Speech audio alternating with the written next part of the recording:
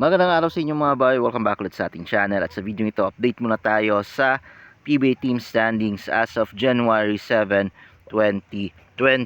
So sino na nga bang nangunguna sa standings ngayon? Papasok ng playoffs sa PBA Commissioner's Cup.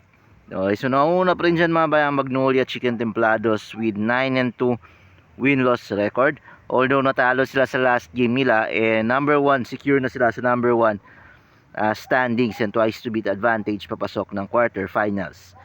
Pangalawa naman at tied sa pangatlo ang Meralco Bolts at Phoenix Fuel Masters with 7-2 win-loss record.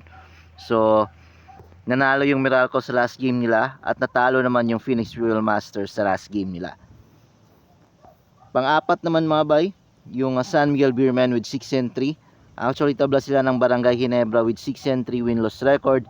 Meron lang 3-game winning streak ang SMB at 2-game winning streak naman ang Barangay Ginebra San Miguel. Sumusunod naman dyan ang Northport Batang Pier with 6-4. Nanalo sila kagabi mga bay at meron pa silang isang laban kontra sa Barangay Ginebra, pero pasok na rin ang Northport sa quarterfinals or sa playoff.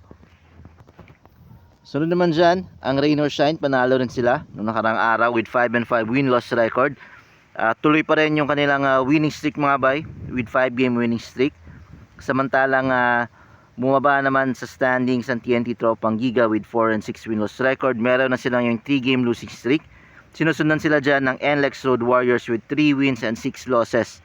So medyo buhay pa yung posibleng playoff spot ng TNT at NLEX Road Warriors, depende sa mga remaining games na paglalaroan nila. Sunod naman dyan, laglag na yung mga teams na Terra Firma Jeep with 2 wins and 7 losses, Converge Fiber Xers with 1-8, at Blackwater Elite with 1-9 win-loss records. So yan yung PBA team standings natin mga bay as of January 7, 2024. Yun lang, maraming salamat sa panonood.